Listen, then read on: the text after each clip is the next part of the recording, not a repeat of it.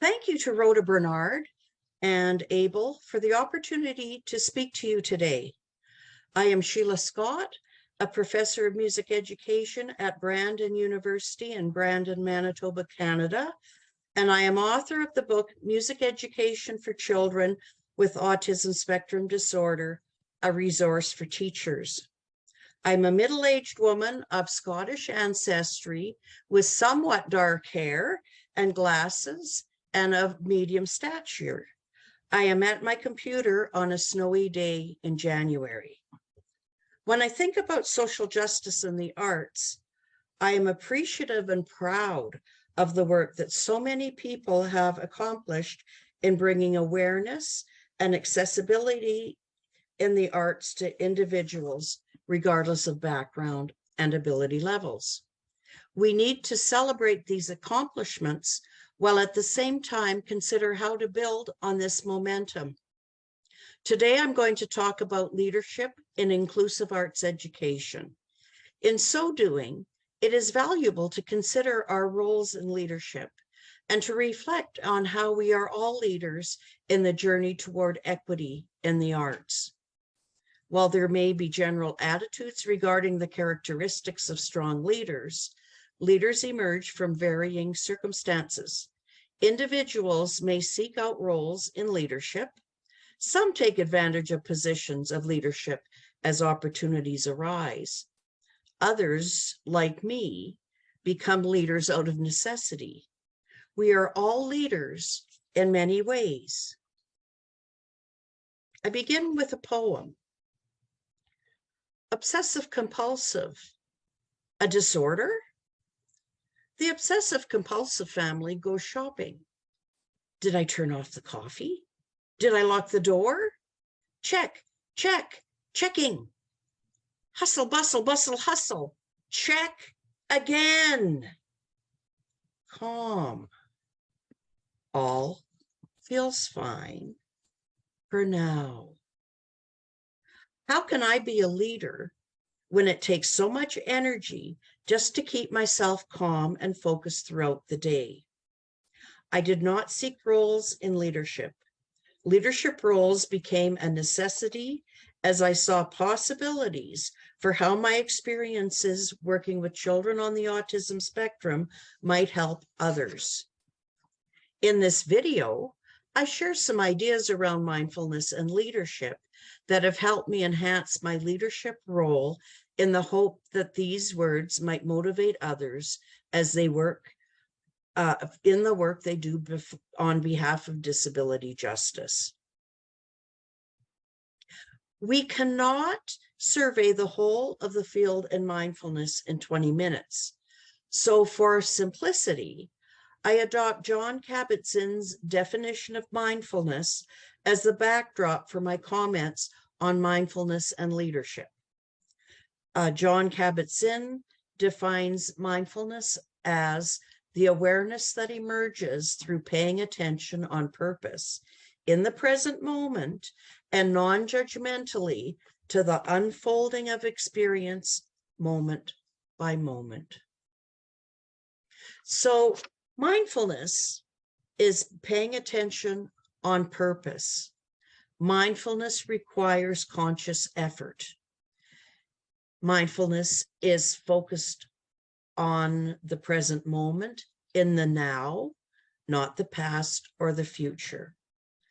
Mindfulness is about not making judgments and accepting what is. While mindfulness finds its roots in Eastern spiritual traditions, mindfulness is not a religion.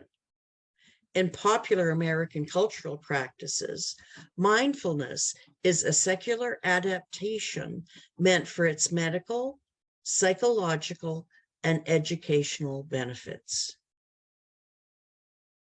Mindful breathing. The breath is a good barometer of your emotions and the state of your body. The mind follows the breath, and when the breath and the mind unite, there is a sense of wholeness, centeredness, and integration. So how do we do this? Mindful breathing is a basic tenet of mindfulness. Mindfulness is founded on calming the mind through the breath and nurturing awareness in the present moment, thereby helping individuals to release their full potentials. While we may think of rooms of people all silently sitting on their meditation cushions, this is not a requirement for mindful breathing. Many people turn to more informal ways to anchor the breath throughout the day, many times in addition to the formal practice described above. You can set a timer. Stop your activities at regular intervals and take some mindful breaths, bringing awareness to your senses. Use on-the-move opportunities to practice mindful breathing.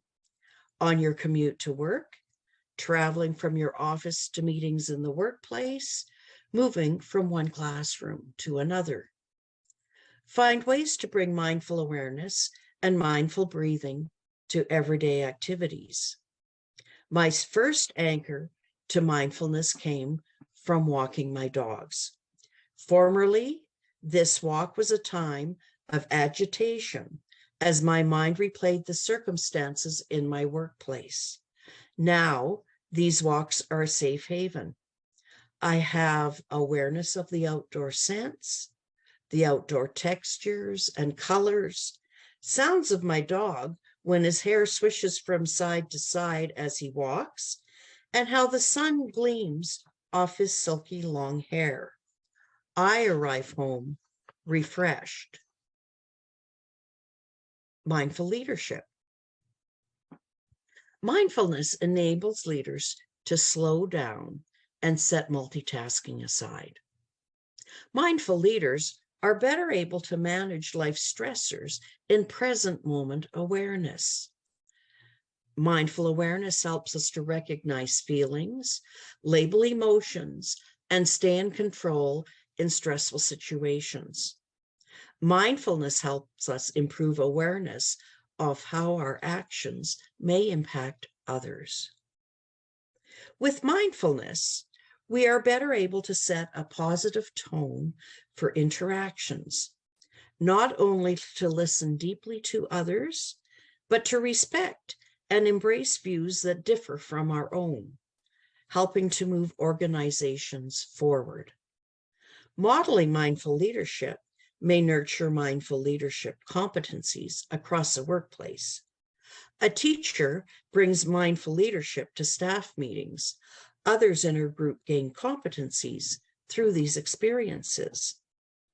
Mindful leadership builds trust and confidence, not just in the leader, but with many individuals. A leader who practices and models trust nurtures self-esteem and competencies in those around them. Personal agency across organizations contributes to social change. Keep in mind, living in mindfulness takes time and patience. This is not an all or nothing proposition. As with many things, you need to practice. Recognize events where you participated in mindful awareness. Do not expect transformation overnight. As Brown and Olson explain, the benefits of a daily mindfulness commitment are subtle and require a noticing of slight shifts in ourselves and our reactions.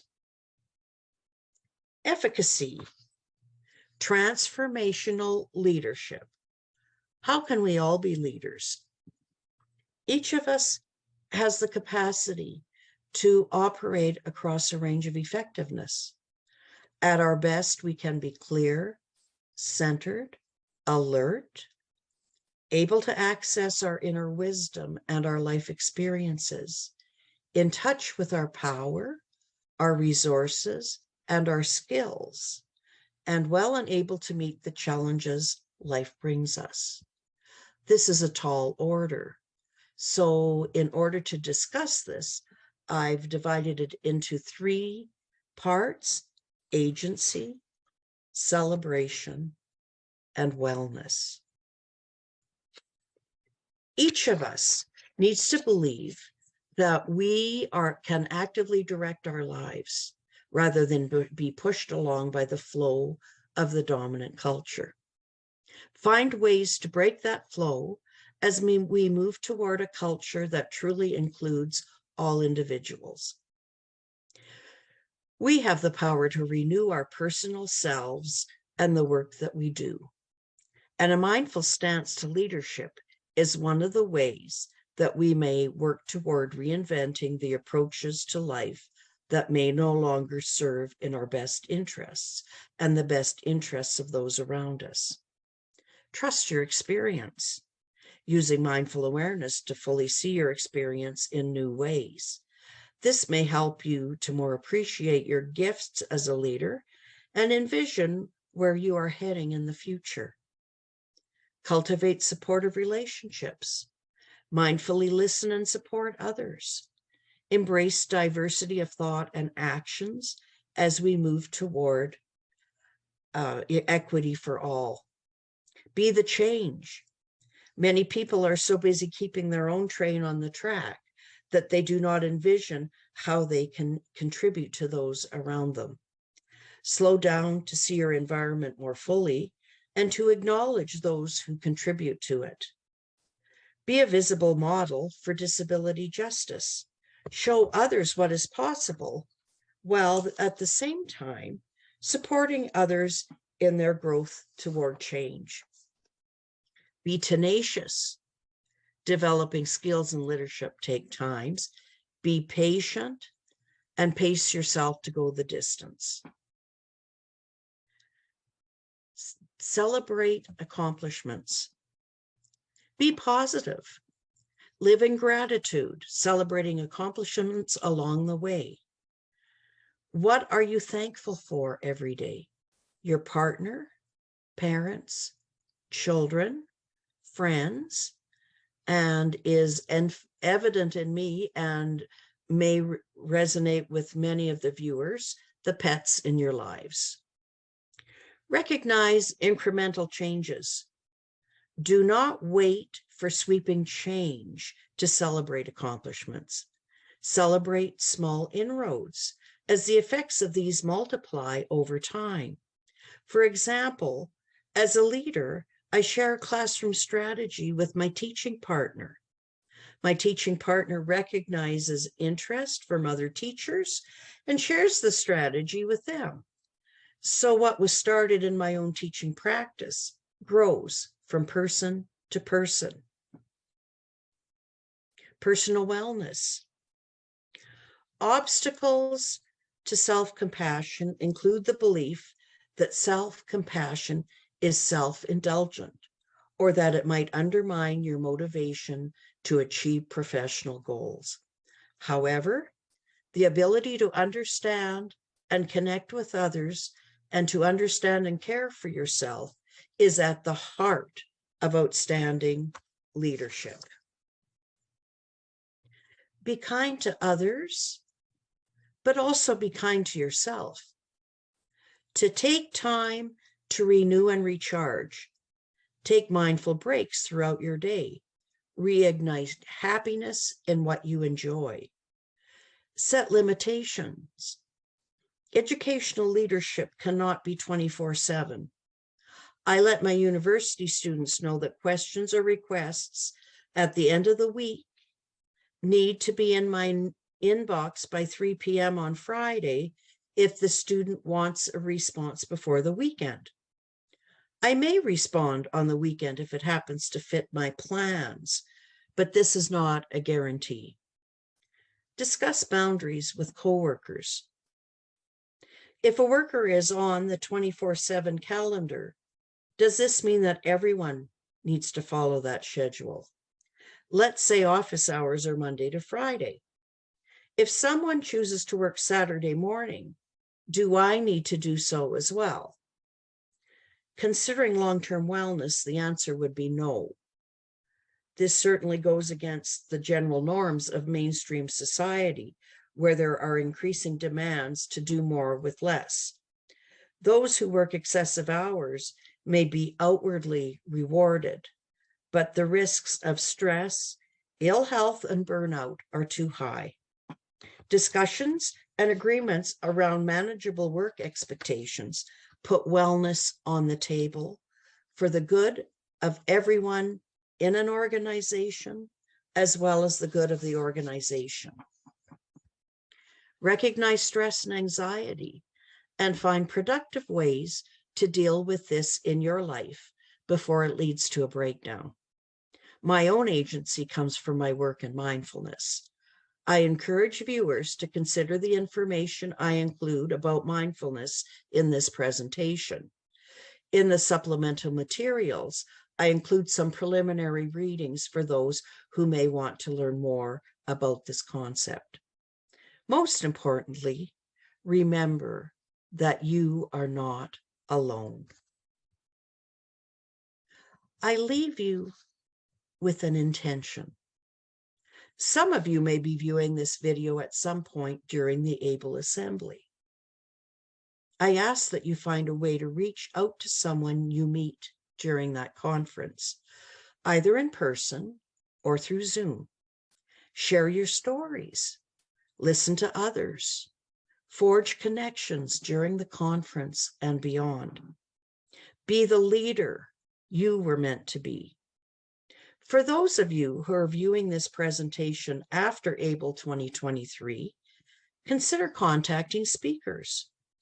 Respond to what you learned. Share your perspectives. As we forge relationships through the year, we strengthen our commitments to social justice and disability in the arts, moving toward new accomplishments and spreading the word. Arts benefit the lives of everyone. Thank you for your time.